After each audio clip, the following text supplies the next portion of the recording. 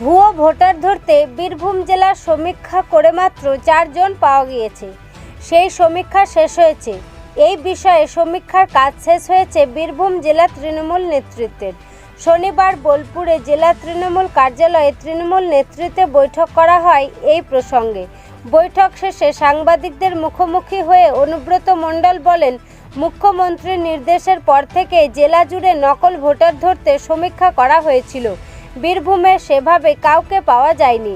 অন্যদিকে ডেউচা পাচামি প্রসঙ্গে বলেন, খুব ভালো কাজ হচ্ছে। আগামী কয়েক প্রজন্মের জন্য উল্লেখযোগ্য অবদান রাখবে এই প্রকল্প। বীরভূম থেকে কার্তিক ভান্ডারীর রিপোর্ট, তারাপীঠ টিভি। ভোটার লিস্ট নিয়ে কথা হলো, সবাই জমা দিল। তো আমাদের বীরভূম জেলায় মাত্র 4-5টা বেরিয়েছে। তোমরা করে জমা দিল। আচ্ছা, 4-5 জন বেরিয়েছে। 4-5টা। কোন কোন এলাকায় তাও?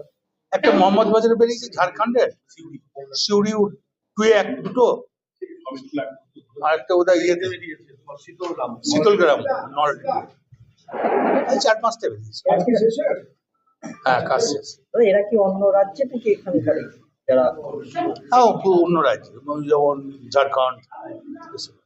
দাদা, মুখ্যমন্ত্রী মমতা বন্দ্যোপাধ্যায় দূরদৃষ্টি নিয়ে কি বলবেন? যে মুখ্যমন্ত্রী মমতা বন্দ্যোপাধ্যায় এই প্রথম, সেটা আমি না বলে ওটা আপনারা বললে মনে হয় ভালো হয়।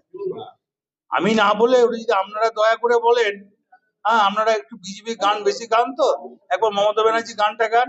আপনার বাড়িতে তো লক্ষ্মী ভান্ডার ঢোকে, স্বাস্থ্যসাথী কার্ড ঢোকে। আপনি না নেন, আপনার বাড়ির লোক তো নিয়েছে।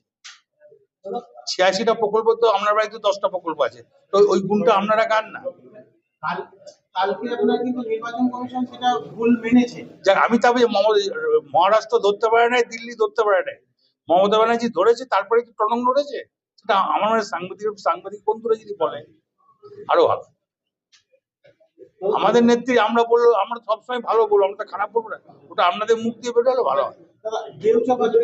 দেউচা পাচামি তো আপনারাই তো এক জায়গায় বসছেন, এও থাকছে ও থাকছে, কি উল্টো পাল্টা করছেন, লাভ আছে? একটা ভালো শিল্পকে নষ্ট করে দিয়ে। কি বলবেন? ওখানে তো 50,000 টাকা জমির বিঘে 13 লাখ টাকা বিঘে দিচ্ছে। কি বার্তা দেবেন আপনি? কি বার্তা? কোনো বার্তা দেবো না। দাদা, গোয়েন্দা রিপোর্টে একটা দেখা গেছে যে ওখানে মাওবাদী ছায়া রয়েছে, তো সেই বিষয়ে কোন টিভি? NK TV. হ্যাঁ, এনকে টিভি বাংলা।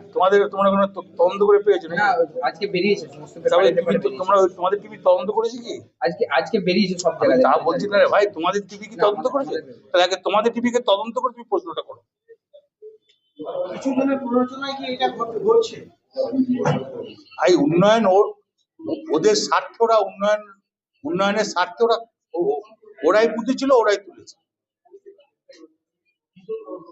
আপনি জানেন বলে কি বলবেন? কে বলে যায় না?